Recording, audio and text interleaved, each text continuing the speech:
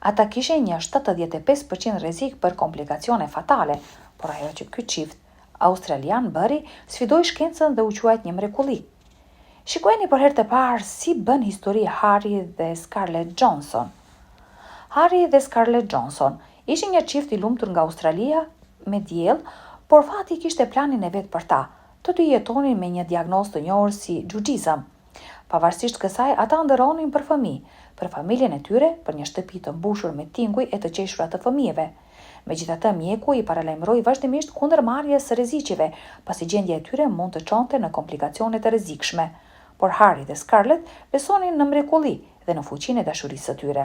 Ata vendosën të mos lejonin që frika të ndikonte dhe në fatin e tyre. Dhe atëherë filloi historia që mahniti jo vetëm familjen dhe miqtë e tyre, por të gjithë botën. Harry dhe Scarlett gjithmonë dukej se mishëronin harmoninë. Ata jetonin në një periferi të këndshme të Melbourne-it, në një shtëpi të bukur të rrethuar nga kopshte me lule. Ata ndanin shumë ngjashmëri, pikpamje të krahasueshme për jetën, një sens humori dhe një dashuri për aventurat. Ata u takuan gjatë viteve të kolegjit, kur ishin student, që nga takimi i parë u formua një lidhje veçantë mes tyre. Ishte e lehtë për ta të komunikonin, ata e kuptonin njëri tjetrin pa fjalë. Gradualisht miqësia e tyre lulëzoi në ndjenja të thella dhe shpejt u bë qartë ata ishin bërë për njëri tjetrin.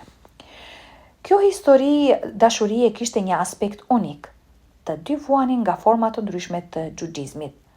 Harry jetonte me akodroplazin, një çrregullim gjenetik që ndikon në funksionin e një proteine të quajtur receptori faktorit të rritjes së fibroblasteve.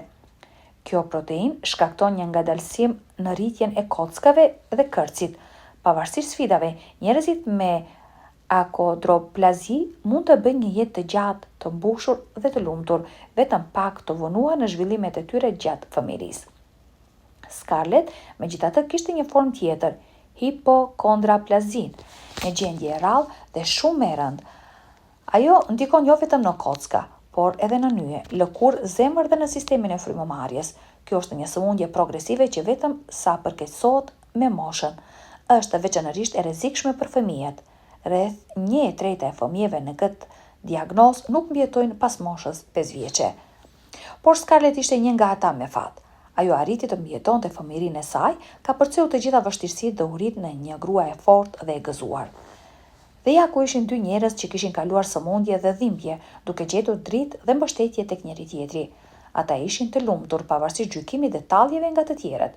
Njerëzit mund të ishin mizor, ata talleshin me ta, u thërisnin emra lëkundës, i shikonin me keqardhje, por Harry dhe Scarlett nuk i lejonin fjalët e të tjerëve të shkatronin lumturinë e tyre.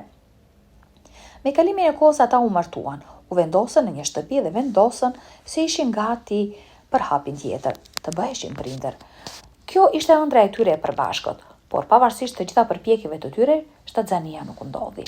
Ata pastaj vendosën të shkojnë tek një mjek, duke shpresuar për këshilla ose për të bërë ekzaminime. Por në vend të fjalëve inkurajuese, ata dëgjuan një prognozë shqetësuese. Mjeku deklaroi qartë se shtatzania përbënte një rrezik të madh për ta. Ai shpjegoi, nëse dy persona me forma të ndryshme të gjugizmit ngjisnin një fëmijë, ekzistonte mundësia që fëmia të trashëgojë gjenet definitive nga të dy prindërit dhe në atë rast fëmia mund të vdesë në mitër. Përveç kësaj, komplikacionet mund të ishin fatale për Scarlett vet. Shtatzania me diagnozën e saj është gjithmonë një provë për trupin. Mjekët e paralajmëruan me ndershmëri. Nëse shtatzania përfundon tragjikisht, pasojat mund të jenë fatale. Por pavarësisht gjithçkaje, mjeku përmendi edhe anën më të ndritshme të probabilitetit, kishte ende një shans për të pasur një fëmijë të shëndetshëm. Afërsisht 25%. Kjo nuk kuptonte që fëmia mund të trashëgonte vetëm një gjend për gjugizim ose asnjë. Ishte një rrezik, një lojë me fatin, por në të njëjtën kohë një fije shprese. Dhe fati bëri lëvizjen e tij. Pas ca kohe, kur çifti kishte ndaluar të provonte në mënyrë aktive, Scarlett papritmas zbuloi se ishte shtatzën. Lajmi ishte një shok i vërtet për të, por një gëzim. Në kundërshtim me frikën e tyre, shtatzania përporoi në mënyrë të jashtëzakonshme, pa probleme, pa komplikacione. Në fund Scarlett lindi një vajzë të bukur me emrin Elsa. Foshnja trashëgoi një formë gjugizmi, por ishte plotësisht e shëndetshme dhe plot jetë. Prindërit ishin jashtëzakonisht të lumtur. Shumë shpejt, më pak se 2 vjet më vonë, Harry dhe Scarlett mirëpritën vajzën e tyre të dytë, Brittany. Ajo gjithashtu trashëgoi akodroplazin, por kjo nuk e zvogloi lumturinë e familjes. Pasi lindën vajzat, Scarlett vendosi të ndajë historinë e saj me botën. Ajo krijoi një faqe në Instagram ku postonte foto, histori dhe video rreth jetës së familjes së tyre. Bota u përgjigj, njerëz nga vende të ndryshme shkruan fjalë mbështetjeje, admironin qëndrueshmërinë, dashurinë dhe pozitivitetin e tyre. Numri i ndjekësve vazhdoi të rritej dhe së shpejti kaloi qindra mijëra. Scarlett ndau histori rreth jetës së përditshme të familjes, sfidat dhe gëzimet, dhe shprehu mendimet dhe ndjenjat e saj. Ajo nuk e fsheu frikën se mëmësia me gjendjen e saj është një barë e rëndë. Ajo pranoi se koha më e vështirë ishte krishtlindja e vitit 2019. Në atë kohë ajo vuante nga lodhja pas lindjes dhe flinte jo më shumë se 4 orë në ditë për pothuajse një vit të tërë. Ajo shkroi se gjatë asaj periudhe ajo dhe Harry mezi gjenin kohë për njëri tjetrin. Nuk ka rëndësi se si shkoi java jote, edhe nëse ndihesh sikur po bën gjithçka gabim. Kjo nuk është e vërtetë. Ti po përpiqesh më së miri. Askush nuk mund të jetë një nën më e mirë për fëmijët e tu se sa ti. Fëmijët e mi janë burimi im kryesor i besimit dhe forcës, shkroi ajo. Të frymëzuar nga mbështetja e mirë e njerëzve, Harry dhe Scarlett vendosën të bëjnë një përpjekje tjetër. Ata ndëronin të kishin një fëmijë të tretë dhe e ndanë me kënaqësi këtë lajm me ndjekësit e tyre. Në faqen e tyre në Instagram, ata dokumentuan çdo moment nga vizitat e para tek mjeku deri tek ankthet para lindjes. Të gjithë e dinin se rreziku ishte ende i lartë, dhe pastaj erdhi dita kur Scarlett lindi dhe ndodhi gjëja e pabesueshme. Fëmia i tyre i tretë doli të jetë plotësisht i shëndetshëm.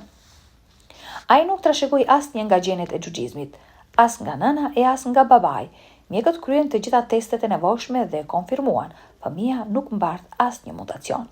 Kjo do të thotë se ai do të rritet në një lartësi mesatare dhe mund të jetë një ditë më gjatë se prindërit e tij. Stafi mjekësor ishte i habitur. Shansi që të lindesh një fëmijë të tillë ishte minimal dhe për më shumë u duk si një mrekulli.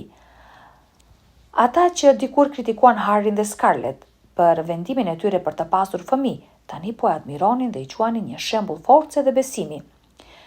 Familja Johnson dëshmoi se dashuria vërtet mund të bëjë mrekulli. Sot Harry, Scarlett, Eliza, Brittany dhe fëmia i tyre më i vogël po jetojnë një jetë të lumtur, duke ndarë përvojat e tyre dhe duke u treguar se forca e vërtet qëndron në dashuri dhe prani.